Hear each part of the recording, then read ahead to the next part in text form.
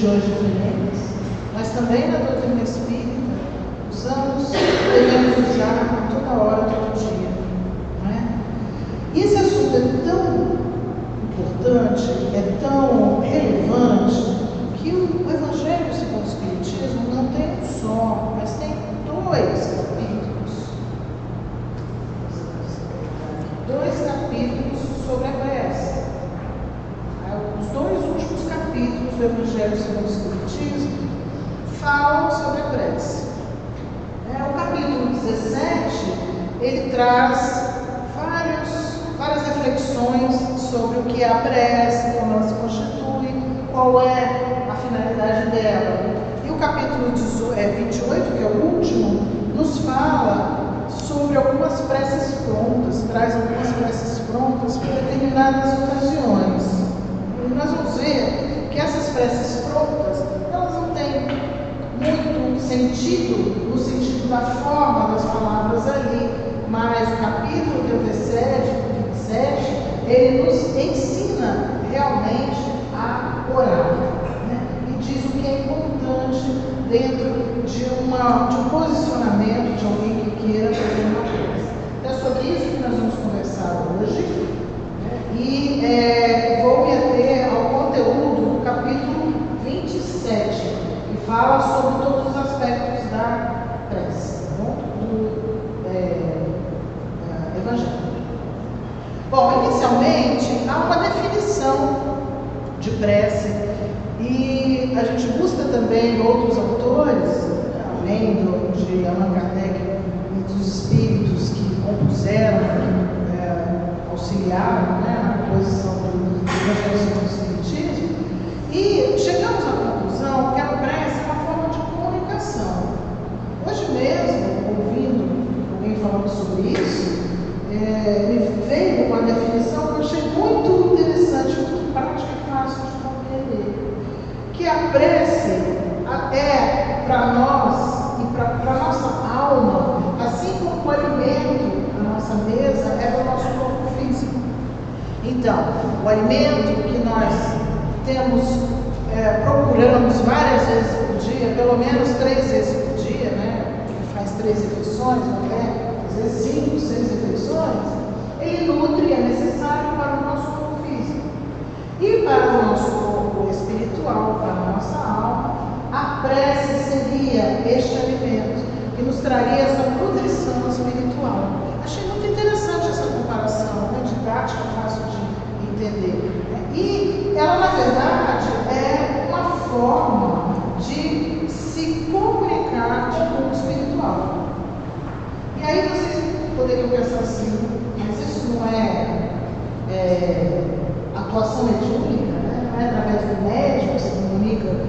Mas todos nós, quando nos propomos a fazer uma prece, nós estamos emitindo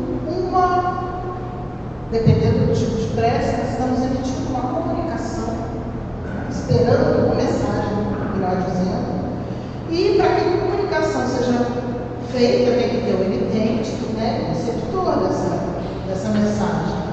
E nós, então, jogamos essa mensagem, né, direcionando, melhor dizendo, para alguém. Há pessoas, dependendo da religião, que fazem preces para determinados santos. Na religião católica, os santos, muitas vezes, de devoção da pessoa, é a quem se dirige a oração. Dentro da doutrina espírita, como não há essa figura do santo, nós muitas vezes, ou na maioria das vezes, nós elevamos o nosso pensamento ao Pai Criador. Outras vezes, a gente faz uma prece direcionada a alguém que foi importante dentro da doutrina espírita. Mas o correto é que nós façamos essa mensagem, né, pedindo um auxílio, ou agradecendo, ou fazendo louvor, uma das 3 formas de fazer a prece, que nós façamos esse envio dessa mensagem para o nosso Pai maior. E esta mensagem, ela é coletada e levada, então, por mensageiros espirituais, porque o nosso Pai Celestial tem muitos ajudantes, se assim assim não fosse, ele não conseguiria tomar conta desse universo imenso, né? Então, resumindo, não é? A nossa prece, a nossa oração, ela é uma mensagem, não é? Que nós, através do pensamento, vamos enviar, que tenha uma finalidade específica. Nós vamos ver quais as finalidades, né? E aí esperamos que ela chegue até o seu destinatário, como uma carta, ou como, melhor, vamos atualizar, né? Como uma mensagem de e-mail, vamos atualizar um pouquinho mais. É como você passar um WhatsApp para alguém, né?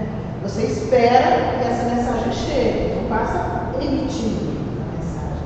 Você espera ansiosamente que o risquinho fique azul, né? Que a gente saiba que o receptor, para quem a gente direcionava a nossa mensagem, leu a mensagem. E no segundo momento, nós esperamos uma resposta. Nós vamos ver aqui que nem sempre a resposta que nos vem é aquela que nós esperávamos. Como qualquer comunicação, você pode pedir alguma coisa e receber uma resposta que nem sempre é exatamente o que você pediu, né? Mas vamos por partes. Então, pela definição do Evangelho, do capítulo 27 do Evangelho, a prece pode ser uma invocação, ela é uma invocação, você faz um pedido, né? E comunica para o homem a quem ela se dirige. E no caso do Espiritismo, essa inteligência seria Deus, não é? Porque nós não fazemos prece a nenhum santo, né? Não dirigimos essa prece a nenhum santo. Bom, e esse pensamento, né, que nós jogamos ou direcionamos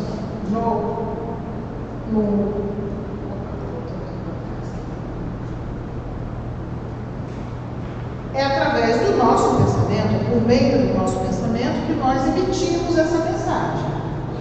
Nós podemos até falar alto, pegar uma prece escrita, ou falar com nossas próprias palavras, quando a gente faz uma prece para começar uma reunião. Mas basta o nosso pensamento. Nós falamos alto para que nós possamos ouvir, ou para quem está junto de nós possa ouvir também. Mas é o pensamento que importa, não é? E aí vem uma questão. Você pode estar falando uma coisa e pensando em outra, não pode? Quando nós decoramos uma prece, é mais comum que isso aconteça. Porque às vezes você fala automaticamente as palavras, porque está decorado, e você está pensando em outra coisa, pensando na comida que você vai comer depois, no problema do dia, não é? O que importa realmente na mensagem é o pensamento naquele momento. E aí eu dou um exemplo muito familiar, muito próximo a mim, não era sogra, a avó do meu marido, né? A mãe da minha sogra, ela era muito católica, do Avelina. E ela rezava o terço. E os meninos, meu marido conta isso, né? Que os netos gostavam de deitar perto dela para rezar o terço, porque ela dormia na metade do terço. E aí eles cutucavam ela para ela acordar e ela recomeçava de onde ela tinha parado. De tão automático que era, né? Ela não abria nem os olhos e continuava rodando as bolinhas ali do terço e continuava rezando. Então não é uma crítica, né? Estou dizendo que muitas vezes nós fazemos de uma maneira automática.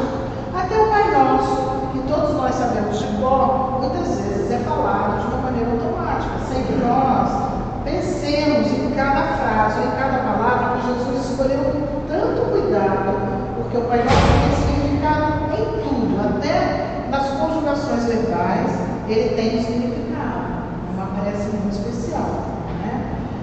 Mas, quando se fala de uma maneira automática, há uma possibilidade um pouco maior do nosso pensamento estar vagando por aí.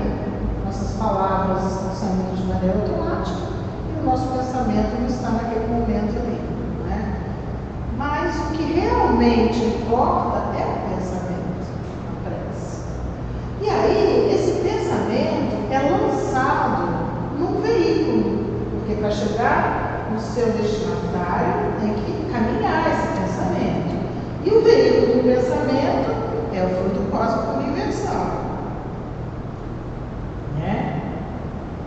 Então, se eu estou falando aqui, vou dar um exemplo que eu sempre dou, né? Eu estou falando aqui na frente e a Regina, a Rose estão me ouvindo lá atrás. Só estão me ouvindo porque existe um veículo entre nós que é o ar. Não é verdade? Se aqui, essa sala, fosse uma câmara de vácuo, não chegaria o som atrás, nem o microfone. Porque o ar é o veículo do som. E o fluido cósmico universal é o veículo do pensamento. De várias outras coisas, mas é o veículo do pensamento. Então, se o fluido cósmico universal está, como já está dizendo, ele é universal, ele está em toda parte. Então não há limite para o nosso pensamento, não há limite. O que pensamos aqui nesse planeta chega em qualquer lugar do planeta e vai a qualquer planeta deste universo, porque estamos todos inseridos nesse fluido cósmico universal.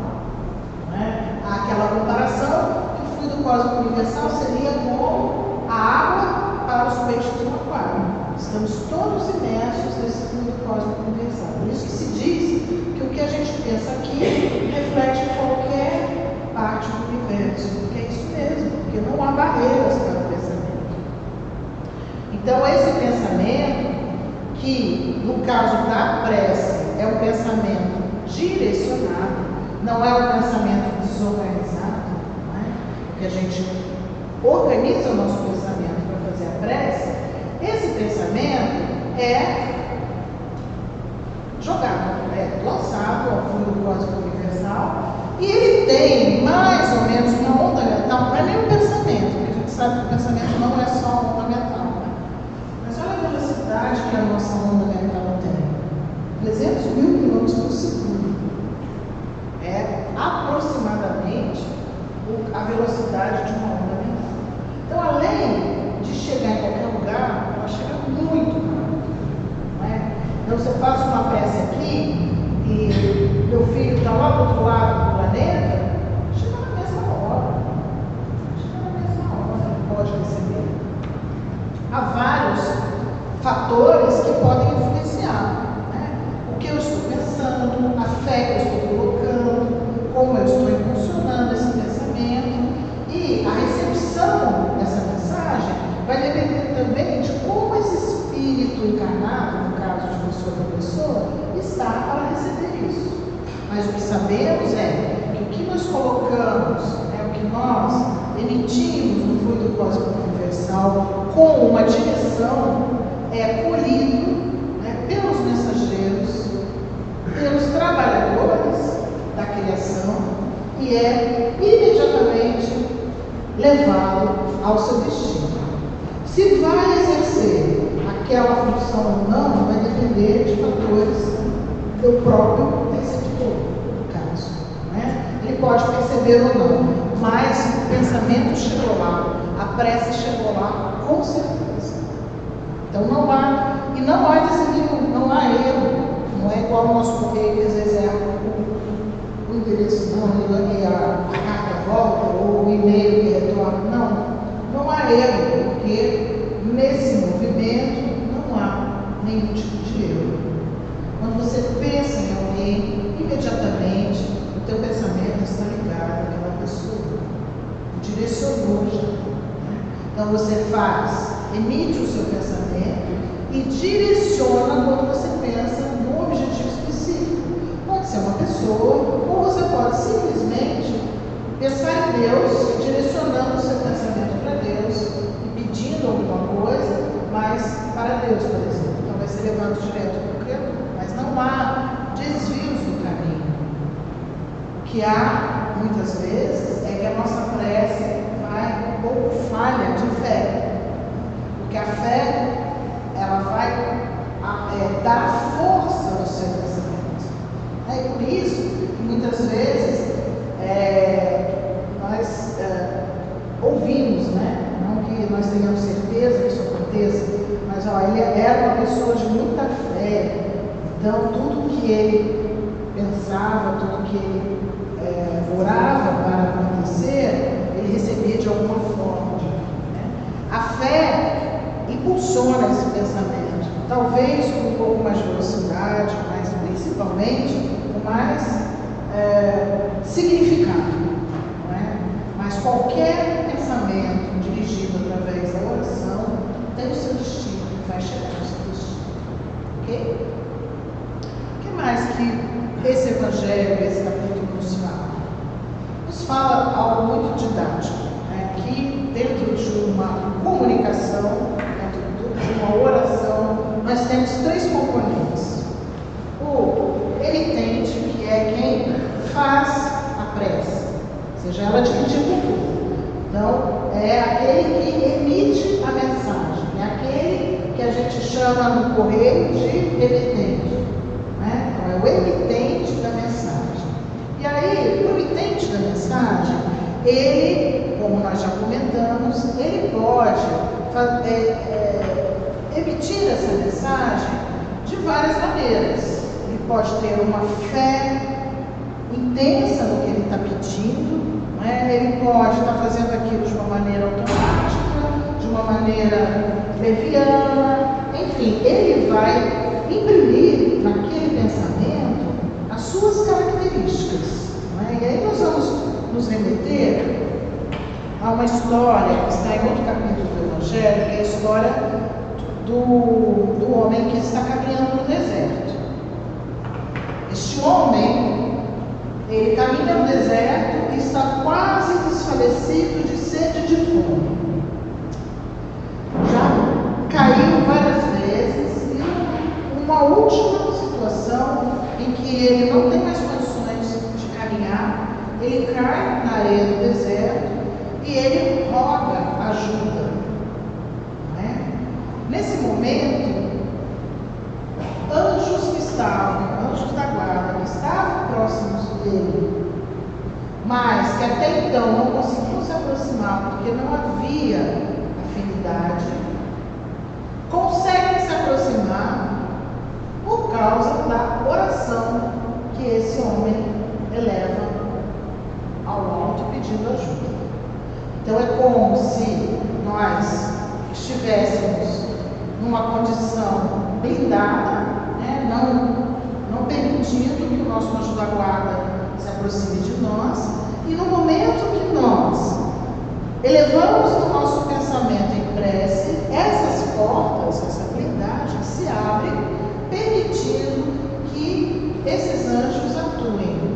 Nada mais é do que uma conciliação de frequência.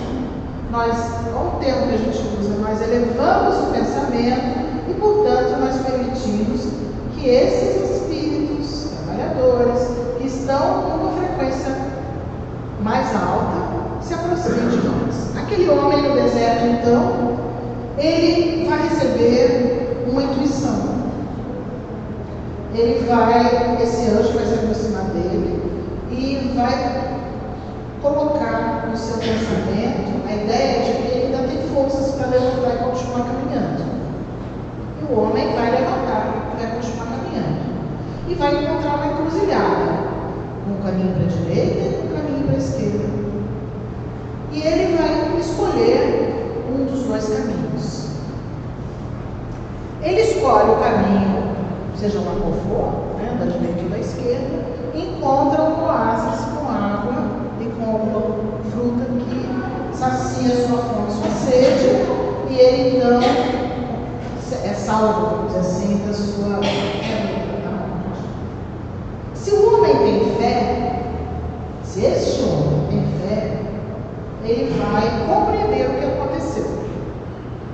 O seu anjo guardião se aproximou dele, deu a intuição, o intuiu a ter forças para continuar caminhando e a escolher o caminho certo. Se este homem é despojado de fé, ele vai pensar assim: como eu sou esperto, como eu sou forte. Eu não desisti, eu levantei e caminhei, eu sou muito esperto porque eu escolhi o melhor caminho eu adivinhei, né, o melhor caminho. Não é assim? Isso está no Evangelho também. E a nossa vida é assim.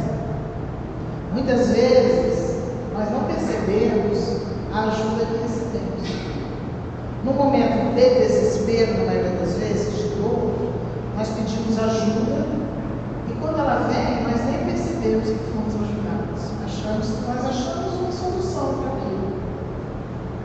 Sabe quando isso acontece com muita frequência? Quando um problema bate na nossa porta durante a noite. E aí nós passamos uma noite difícil, em algum momento nós elevamos o nosso pensamento e pedimos ajuda. E quando o dia amanhece, aquele problema que era enorme parece pequeno.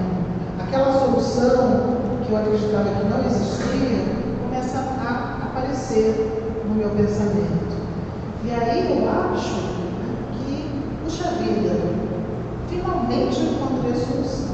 Eu esqueço, não fui eu propriamente sozinho que encontrei a solução, mas que eu fui intuído aquilo.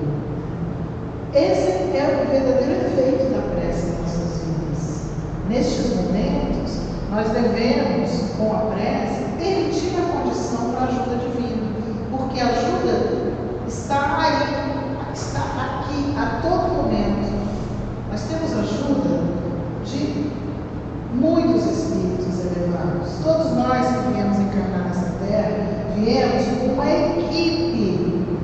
equipe responsável e muito comprometida com o nosso sucesso nessa encarnação.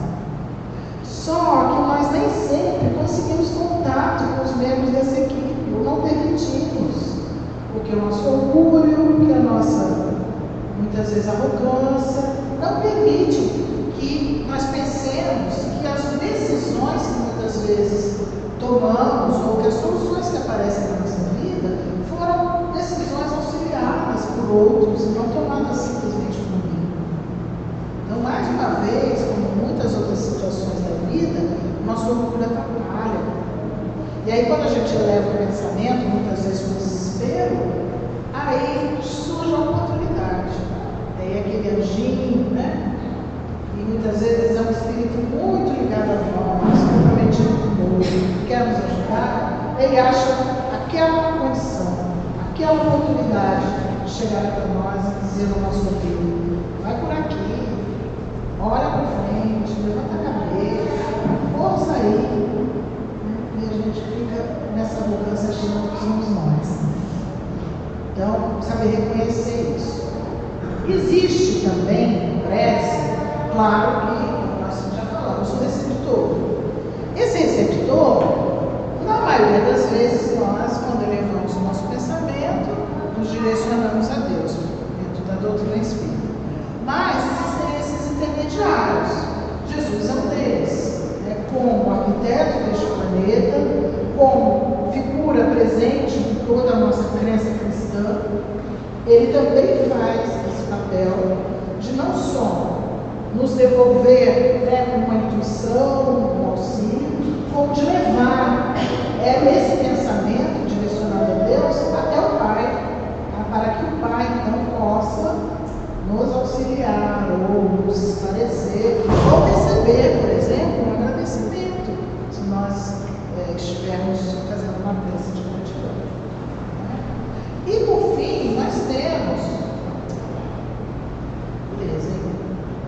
no fim, nós temos o terceiro elemento de uma prece, que é o conteúdo.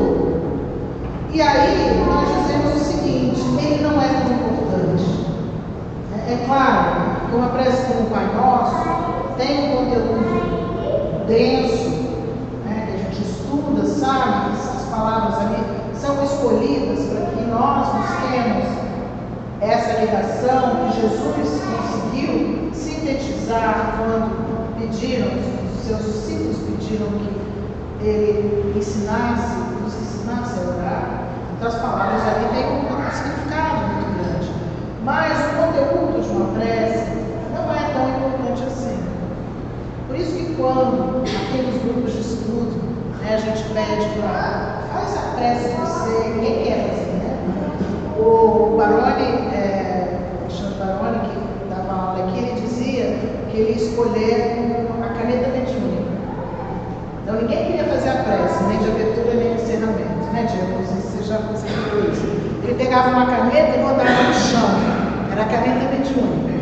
Aí a caneta voltava para quem tinha que fazer a prece. Era na livre e espontânea pressão. Porque ninguém quer fazer. Por quê? Porque quer escolher palavras maravilhosas para fazer. Quer fazer uma prece muito especial. Quando o que importa é o sentimento colocado naquelas palavras, né? Às vezes uma prece muito simples, com poucas palavras, às vezes até com uma gramática errada, enfim, dependendo de quem está fazendo, mas o conteúdo é tão profundo, é tão do coração, que ela tem uma força muito maior do que uma prece decorada, sem sentimento algum, com palavras muito bonitas, mas que são vazias. Então, o conteúdo não importa tanto, importa sim o que o emitente coloca no coração para que chegue ao emissor, com todo esse sentimento, com todo esse carinho, né? Toda essa personalidade do emitente. Então, é por aí, né? Não é o conteúdo que vai valer a pena. Então, quando nós comparamos o conteúdo com a forma, né? A forma e o conteúdo de uma prece, nós podemos dizer que são secundários. Né? Se o conteúdo, se o formato das palavras não tiver um bom conteúdo, é uma prece vazia. Agora, se dentro do formato dessas palavras, além do formato, nós colocamos sentimento, significado e um conteúdo significativo, aí a prece atinge os seus objetivos maiores. Ok? Essa frase, essa resposta de Leon Denis, eu acho muito linda. É perguntado a ele, em um dos livros de Leon Denis, em que posição nós devemos rezar. Porque nós temos contidos em nós, culturalmente, inclusive, de que para fazer a prece nós precisamos, muitas vezes, nos ajoelhar, genuflexão. Nós temos incutidos isso em nós. E aí Leon Denis respondeu assim, não importa, porque a alma está sempre de joelhos quando a pessoa reza.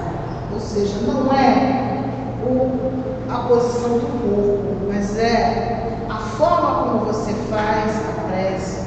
Então, sempre na prece, a alma está em genuflexão, está ajoelhada. Eu acho linda essa frase, porque diz exatamente qual é a importância de uma prece. Não importa que ela seja feita com o texto na mão, não importa que seja feita de joelhos, não importa que ela seja feita dentro de um templo. Você pode fazer oração em qualquer lugar. Tinha uma amiga que dizia que a única que tinha filhos pequenos, muito trabalho, ela dizia que rezava quando lavava a louça. E a primeira coisa que ela fazia era prestar atenção na água caindo na mão, na temperatura da água, no sabão, e ela ia sentindo isso, né? E através do tato, ela ia se sensibilizando e elevava o pensamento. Naquele momento, ela se ligava a algo maior.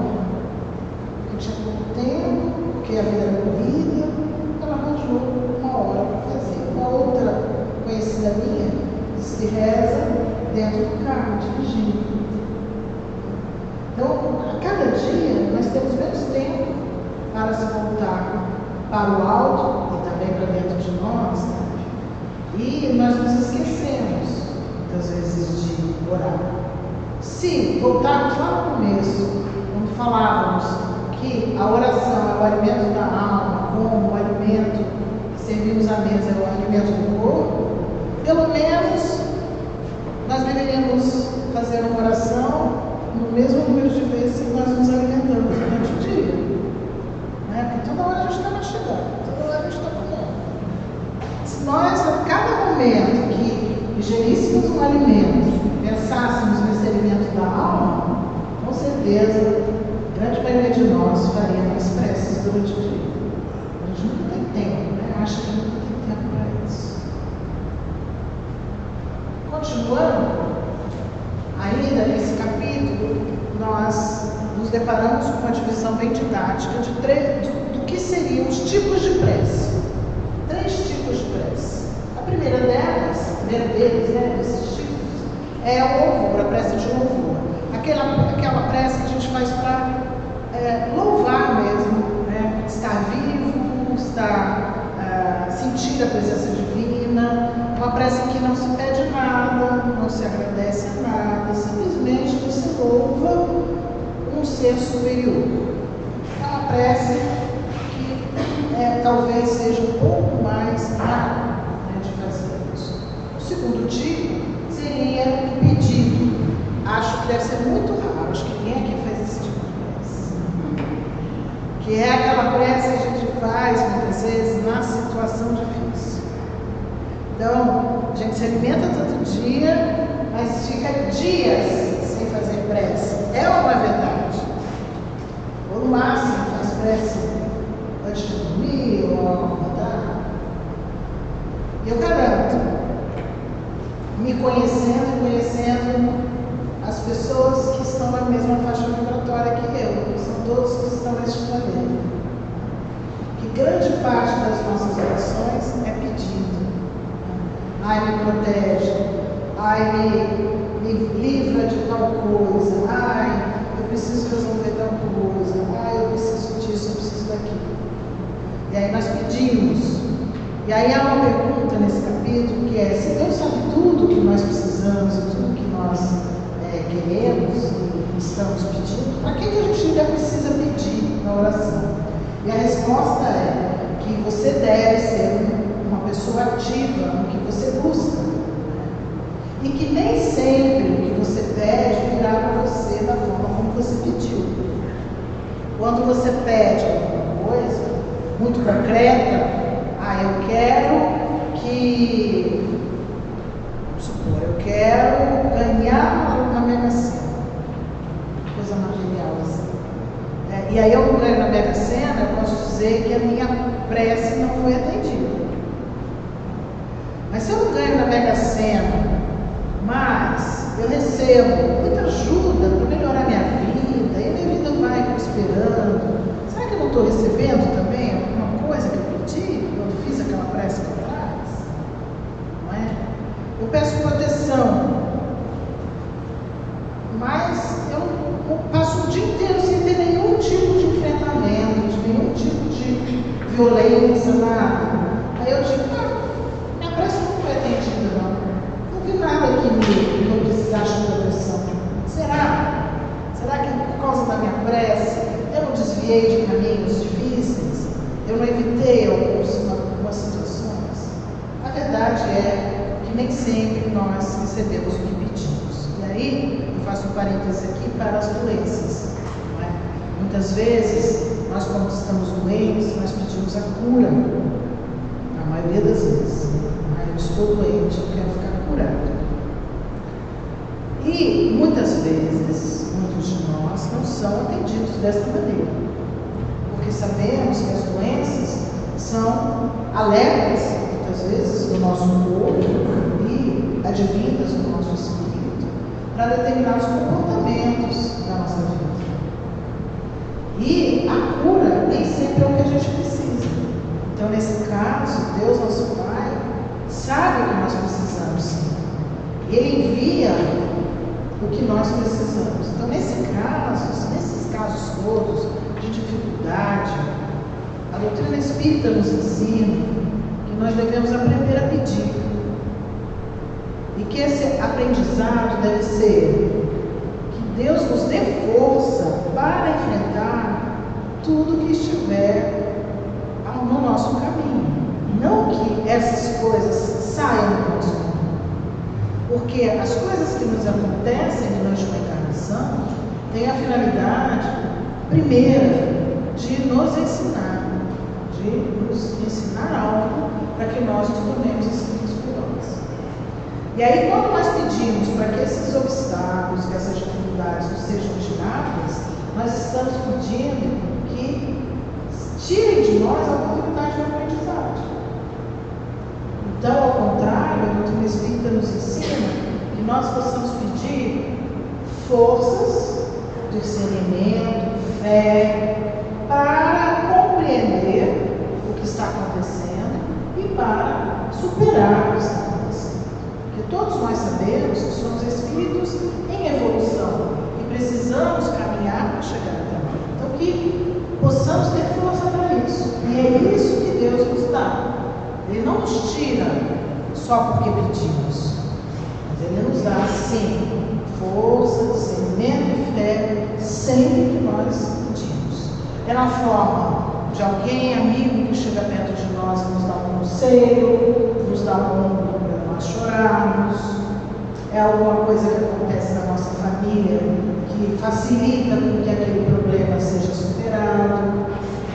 Mas são muitos sinais que acontecem na nossa vida e que muitas vezes a gente não percebe. E que são enviados por Deus para nos facilitar essa passagem. E aí tem esse desenho aqui tão bonitinho na internet, que eu gosto muito, que mostra mais ou menos isso.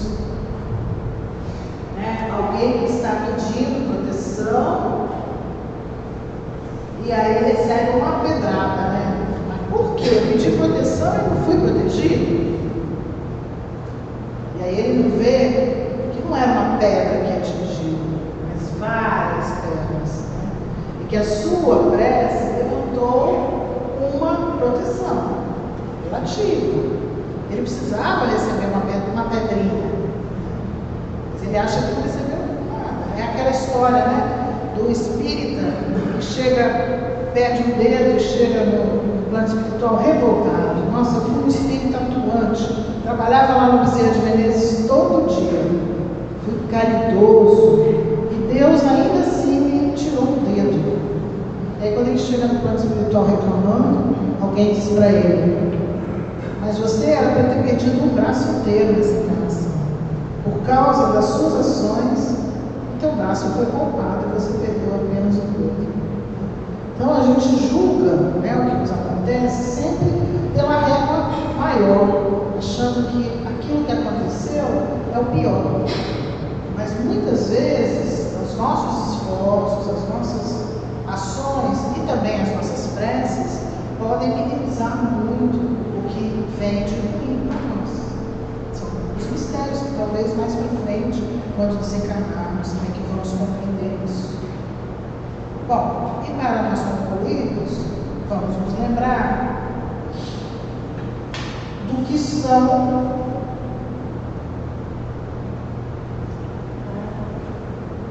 os elementos da principal prece que nós deveríamos fazer todo dia, que é a prece de agradecimento.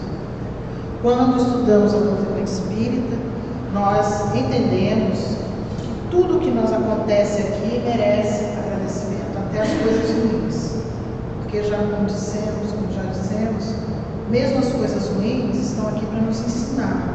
Então aquelas coisas que aparentemente são castigos, porque nós também temos isso muito infiltrados em nosso pensamento, de que tudo que é ruim é um castigo divino, na verdade são grandes presentes de Deus para que nós possamos melhorar e nos aperfeiçoar. Então a prece de agradecimento deveria estar presente no nosso dia, a todo momento em que nós acordamos de manhã e ainda temos algum tempo para continuarmos vivos e tentando melhorar nessa encarnação.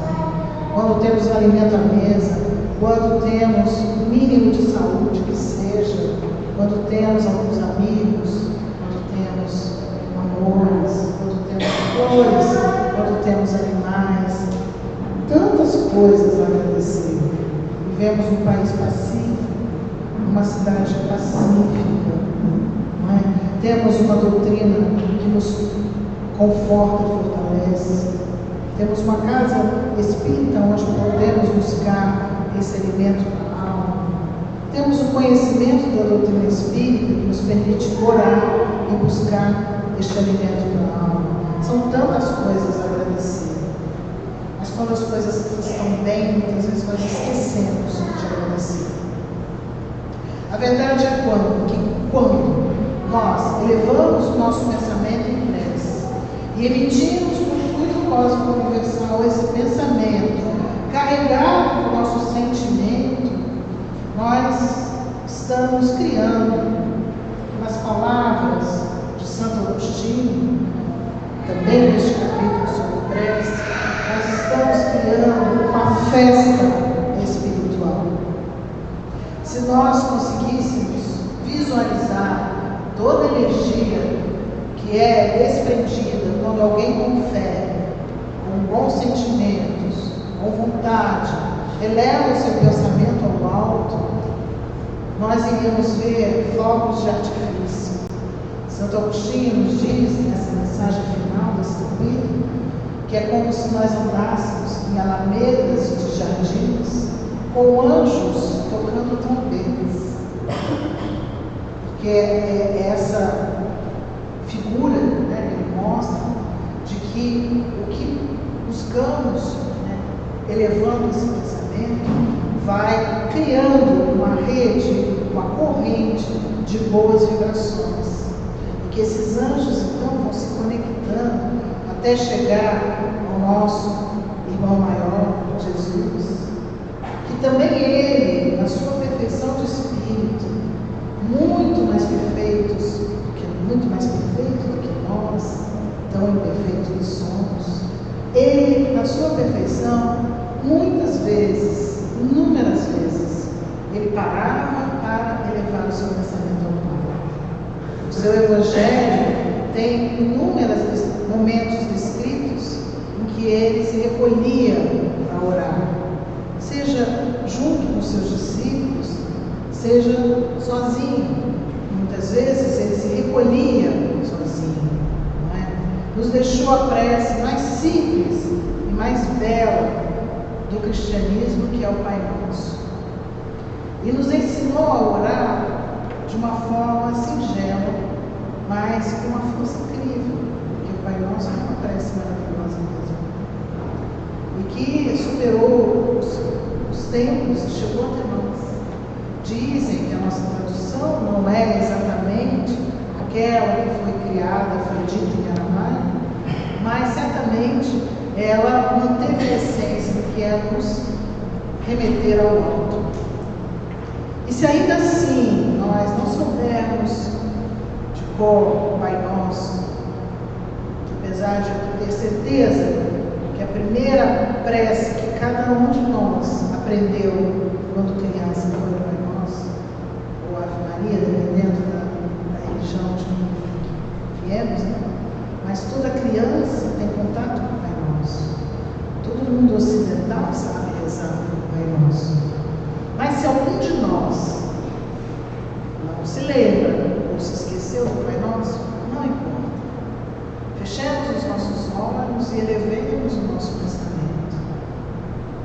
Porque quando fechamos os olhos, nós nos voltamos para dentro de nós. Ao nos voltarmos para dentro de nós nos encontramos com a essência divina que está dentro de nós. E aí nós conseguimos essa sintonia para orar.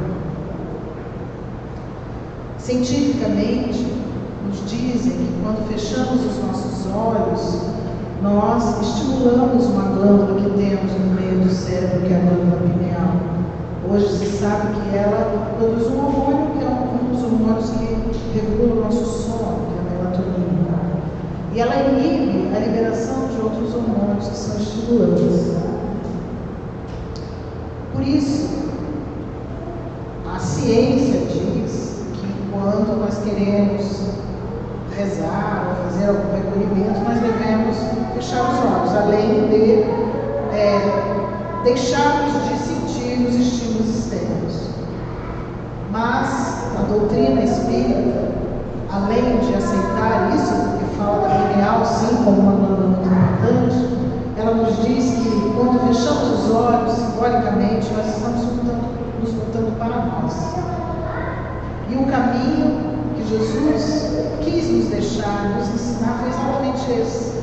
Conhece-te a ti mesmo, porque é o caminho. Então, quando nos voltamos para nós e tentamos buscar isso, nós vamos encontrar